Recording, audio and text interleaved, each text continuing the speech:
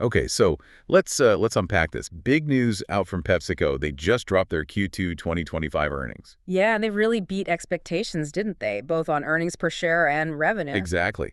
Caused quite a stir in pre-market trading. That stock jumped. So the big question for us today is, what's really driving these numbers? What's underneath it all? Right. And what kind of strategic moves are behind this performance? So our mission, as always, is to deep dive into the sources, the earnings call, the financials, market analysis, and pull out the key insights for you. Find those nuggets. Mm-hmm.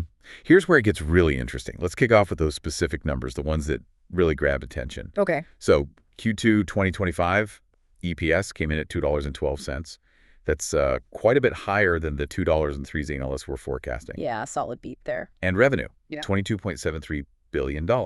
Again, way above the $22.25 billion expected. So strong top and bottom line performance. Definitely. And the market reacted immediately, stock up, 4.71% pre-market to $141.73. Clear signal investors liked what they saw. You bet. That kind of jump shows confidence. And beyond just this quarter, you look at the fundamentals, gross profit margins. Pretty impressive at 55.07%. That's healthy. And get this, they've raised their dividend for 52 years running.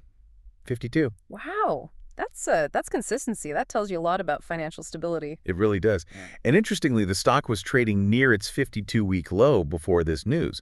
So maybe a potential value opportunity there for some folks. Right. And what's really striking, I think, is how significant beating those forecasts is for, a company like PepsiCo, especially when growth had been kind of modest before. Yeah, and costs were rising faster than revenue in some places, weren't they? Exactly. So this quarter feels like a meaningful shift.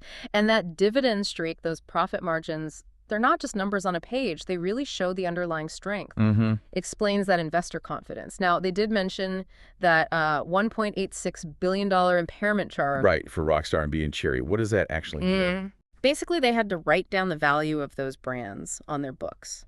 They weren't performing quite as well as hoped when they acquired or valued them.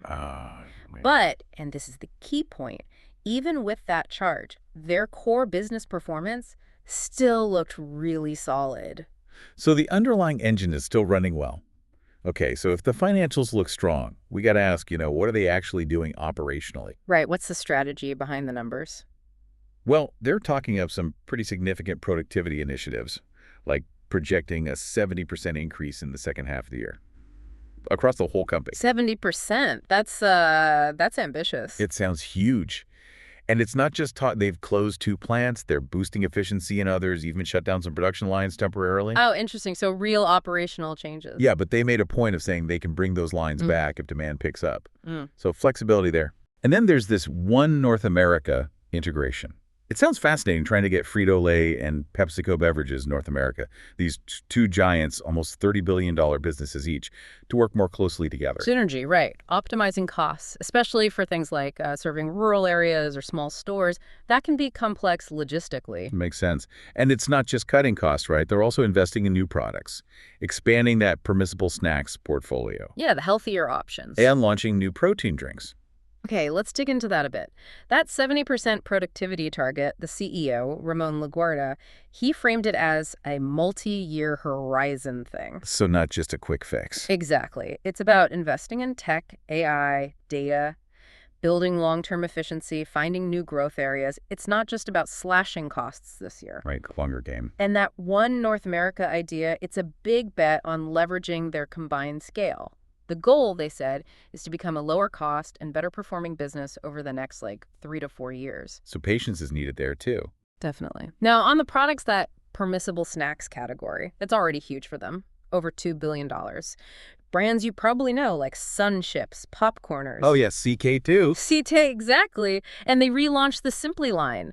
And the focus now is on physical availability and affordability, meaning getting these snacks into more places, gas stations, convenience stores, vending machines, you name it, and pricing them so they feel like an everyday option, not just a fancy health food. Making them more accessible. Precisely. They're also giving Lay's and Tostitos a bit of a refresh, focusing on real food credentials, taking out artificial colors and flavors, emphasizing simple ingredients. Sounds like they're leaning into that clean label trend. Absolutely. And then there's the big push to protein, in drinks.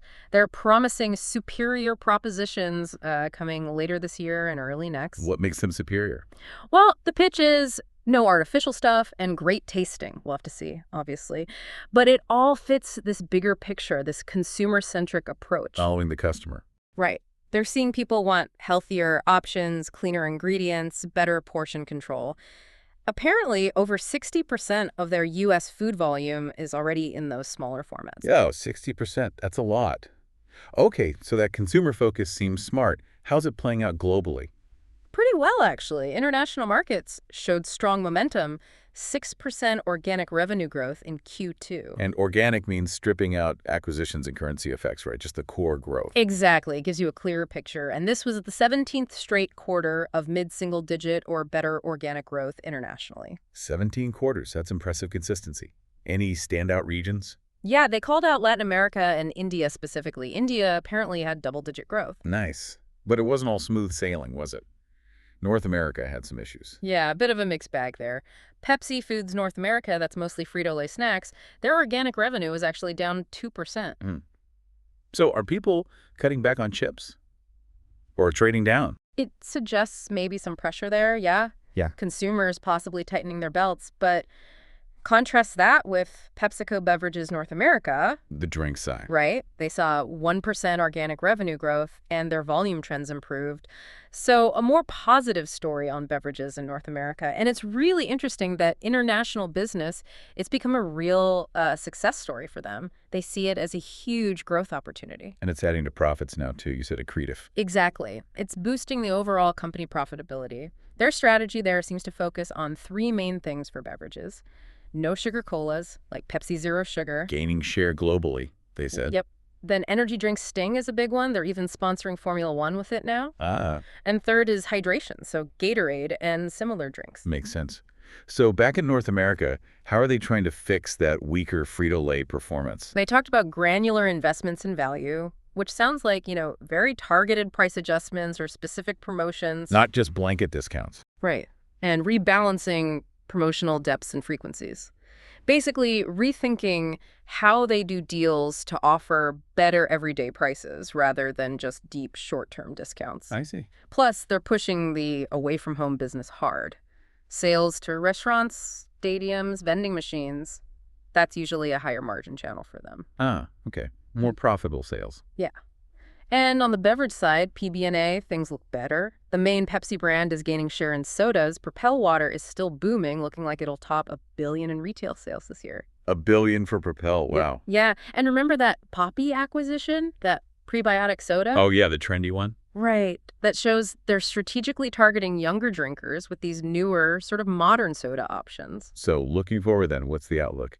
Well, they reaffirmed their guidance for 2025. They're still expecting low single-digit organic revenue growth. Okay, modest growth. And a core constant currency EPS, that's earnings per share without currency swings and one-offs, they expect that to be roughly flat, about even with last year. So holding steady on underlying profit per share. But there was some slightly better news on the reported EPS in U.S. dollars. Because those foreign exchange headwinds are easing up a bit. Meaning currency rates aren't hurting the reported numbers as much. Exactly, which is a positive. And for shareholders, they're sticking to their plan, about $8.6 billion back to them this year. Mostly dividends, about $7.6 billion, plus $1 billion in share buybacks. Okay, so steady guidance, commitment to shareholder returns. Yeah. And this brings up an important question, I think. What's the sort of long-term vision here? Beyond just next quarter or year. Right. They're clearly still investing heavily in technology and offering value in that away-from-home business. They also mentioned they're actively managing supply chain risks and inflation pressures, got mitigation plans in place. Being proactive. Seems like it. And that quote from the CEO, LaGuardia, kind of sums it up. We're thinking about productivity in a multi-year horizon. There's that long-term view again. Yeah. And he also said success would be sequential improvement of our top line. It's about building steady, step-by-step growth, not just, one big splashy quarter. Right, building momentum.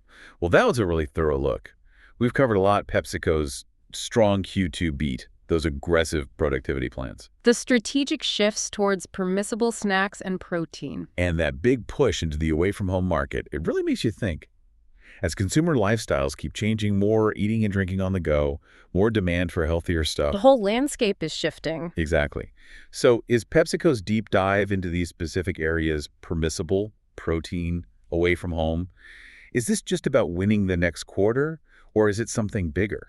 Are they trying to fundamentally reshape, how and where we grab our snacks and drinks in the future? That's a great question. It definitely feels like more than just short-term tactics. Yeah, something for all of us to chew on.